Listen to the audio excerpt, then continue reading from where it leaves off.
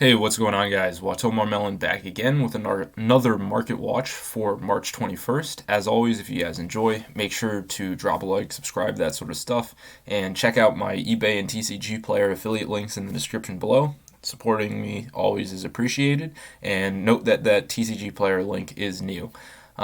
One other thing is I'm going to be uploading a video on my main channel, so always check out the main channel if you haven't already. But let's get into it. So it's kind of been a tradition here to start with Chaos Emperor Dragon Envoy the End, first edition, near mint, out of Invasion to Chaos, because for me, this is the ceiling on what I'm going to pay for a modern collectible card. And as you can see, it's now at 193. There are a couple of sellers who have lined up at around 193, 194. And then it goes up to 200, and then there are a bunch of sellers now in this sort of 200 to 300 area. So I don't think there is a ton of potential for it to climb to crazy, crazy prices, although someone could clear it out. My feeling, though, is that this is, it's gone up maybe $40 or so since I first started talking about it. That to me seems a bit more reasonable of a price. Although, we'll see whether more and more sellers start to put listings on here versus people actually buying the card for a collectible that they're going to put in their binder and keep there for a long time. So we'll see. I always like monitoring Chaos Emperor Dragon for that reason. Next up, we've got Magicians of Bonds and Unity. This is an interesting one to me. I have the green, I have the yellow. I am waiting on the red. You can see that there are the most listings for the red because it is the newest one. I wish I had bought it, when it was almost half this price, or a little bit more than half the price when it was $40 or so. But ever since the buyout, it looks like it's stuck. People generally agreed with the buyout. And so at some point, I do want to finish the collection, so I will have to bite the bullet and buy the red. But I'm going to try to wait it out. I might wait a year or so and see where this ends up. Could be a horrible decision, could be a good decision. We'll have to see. Glad that I bought these two, or I'm glad I bought yellow at its bottom. Or excuse me, green I bought quite a bit above where it currently is. I think it was 125 or so, which was a crazy good deal when I bought it, but I didn't anticipate it to fall out this hard. Next up, we've got Ghosts from the Past 2. I have been saying for the longest time that I thought the Ghost Rares in here were crazy underrated, and also that people were disrespecting the Ghost Rare because of Ghosts from the Past 2, because of how many Ghost Rares were available.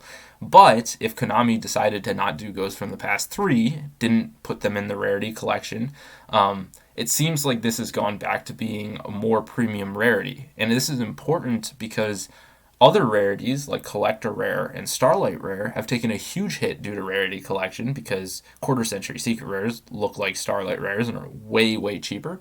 And Prismatic Collector Rares look like Collector Rares and are way, way cheaper. And so it really takes away sort of the premium status of those rarities, and you can see that Ghost Rares are actually going up. Now, you can't see it from here because there are a bunch of like Korean listings of non-Ghost Rare Cyber Dragons here for $3, but you can see it in something like Red Eyes. You can see it's above the market price. Listings have gone down quite considerably on a lot of these things, and so if we look at individual ones like Cyber Dragon, for example, even though this chart looks like it peaked, a month or so ago, you can see that market price is around $36. However, the lowest listing is $38.50, and then it quickly goes up to $40 or so from there. So the point is that as long as they don't go crazy with another printing of Ghost Rares in the near future, I like how Ghost Rares look.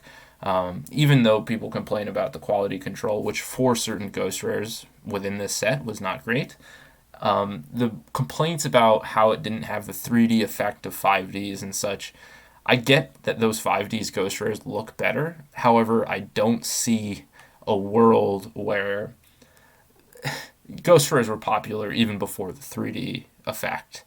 And I think they'll be popular even after. I still think they look quite good. This is personal preference, but I don't think it's as big of a deal as some people made it out to be, and we'll see where it ends up long term. Because that was a lot of the reason people were giving for why the Ghost Rares weren't performing. I think it was just that there was so much supply. They printed so much Ghosts from the Past 2, and these Ghost Rares were easier to pull. So in the short term, there was just such an oversupply that the demand couldn't handle it. But over time, because this isn't getting reprinted again and again, all the demand was, the demand is still there and it's slowly eating away at the supply. So we'll see where it ends up long term. Honest collector rare, this is one that I thought would go up and then fall out. The problem with these collector rares is that they're just so hard to pull, any specific one, because there are 15 in a set. And so when it's one out of every 4 boxes, one out of every 3 boxes, and then it's 15 collector rares in a set that you sort of have a pool to choose from, it ends up being about 1 in 50 boxes or so for any specific collector rare. That's difficult, right? We're talking 1 in 2 cases for a specific collector rare.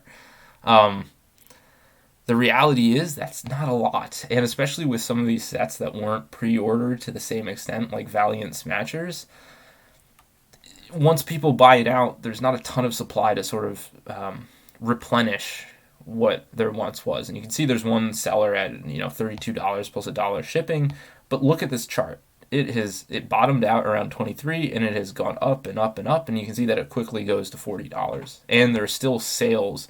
It's the 21st right now. People are still buying this stuff, especially at $32. And so we'll see where it ends up. I was lucky to get mine a little while ago on Reddit, and I got a pretty good price without all the fees and stuff. So it was nice. But man, this is doing a lot better than I thought. Now that I have it in person, I think it's a pretty good card, but I don't think the texture is like overwhelmingly good, if you will. And so we'll see where this ends up. We also have Dark Honest, another cool card. You can see how this one also went up. It stabilized quite a bit. There are a bunch of listings at $9.50 and then $10. It wasn't a huge price increase. You can see the initial pre-sale prices came down to about $8.50, and then it's gone up about $1 or so. I just think cards like this are pretty collectible. People are going to pick them up over time, and as I said, there aren't an unlimited supply of these things either. Next up, we've got Ash Blossom and Joyous Spring out of the 25th anniversary rarity collection. You can see this thing is spiking very, very hard. Market price is $210, but lowest listing for a near mint is $220. It's just, I said this before as well, that in the Japanese OCG style of sets, basically they have every card in a bunch of different rarities, similar to how the rarity collection functions. However, the top cards for the top rarity go crazy. They're hundreds and hundreds of dollars, whereas the other ones really fall out to being, $5, $10 cards.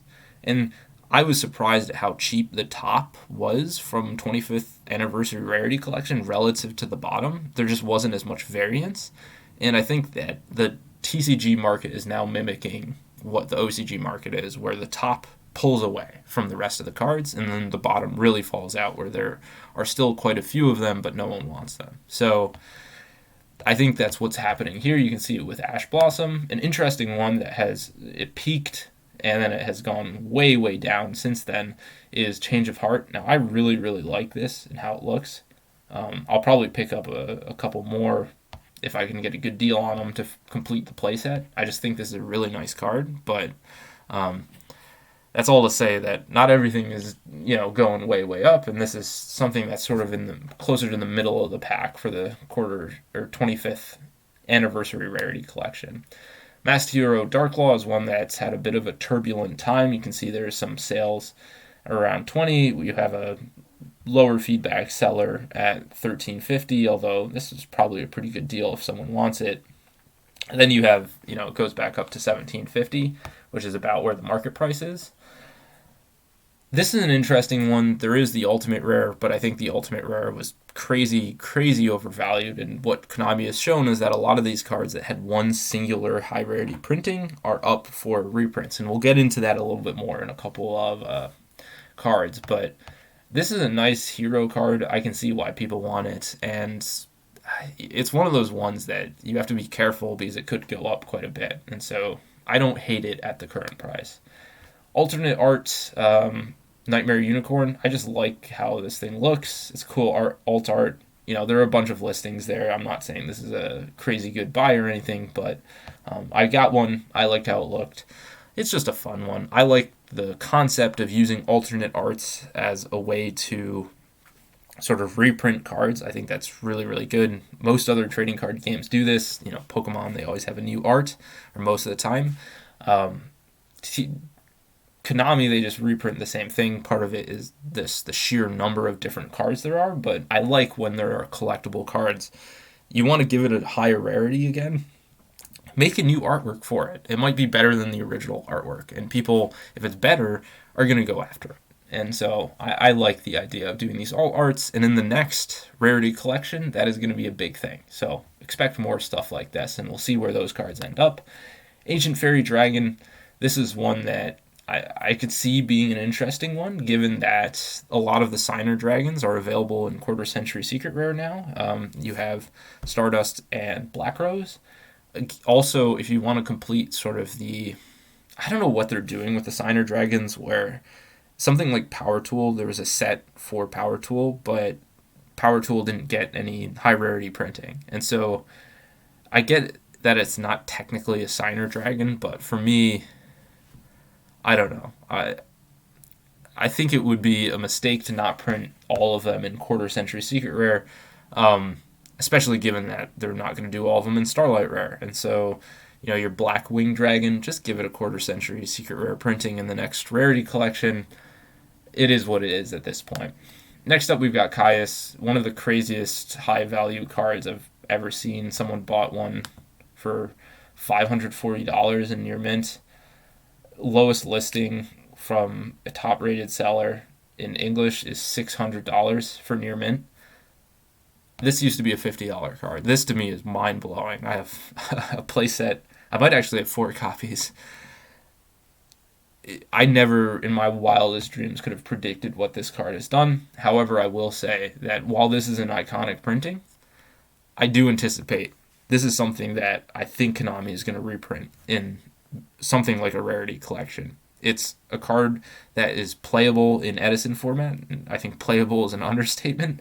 And it needs another high rarity printing. And so if it gets a Quarter Century Secret Rare, Prismatic Collector Rare, and Prismatic Ultimate Rare, I don't think this thing holds at 600. I don't think it holds at anything close to 600. I think this becomes a $250 card very quickly. And so we'll have to see what Konami does, but I think something like this doesn't go unnoticed. Konami wants to double dip, and if they're willing to double dip on cards that made less sense to reprint in high rarity than Caius, I think there's going to be a Quarter Century Secret Rare of Caius, or at least, something else. Maybe it's a collector rare in one of the collector rare sets.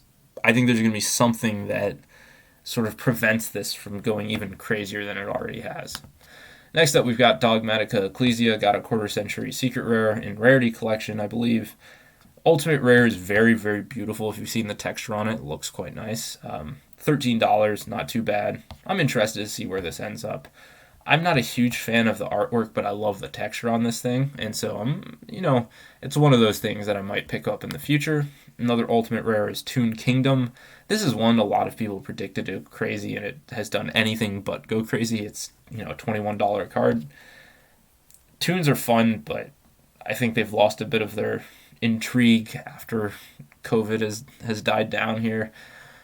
I don't know where it ends up. OTS Ultimate Rares in general have not done quite well for themselves, and so I could see this continuing to fall out. One OTS Ultimate Rare that is doing well is Blackluster Soldier of Chaos Ultimate Rare out of OTS 17. This one is climbing a bit, and you can see someone's picking up playsets at 28. There's someone with a bunch of them at 26, but, there are quite a few before it becomes 30, so we'll have to see. But it's above market price, and it seems like people are picking this up. This is one that I said was a buy at 30, and so I still believe in it. I think it's a beautiful card. An Ultimate Rare, I get there's a Ghost Rare, but I think the Ulti is, in my opinion, the way to go. Hopefully you guys did enjoy. As always, if you did, make sure to drop a like, subscribe, check out the TCG Player affiliate link, eBay affiliate link. It's been your boy, Watomarmelon, and peace out.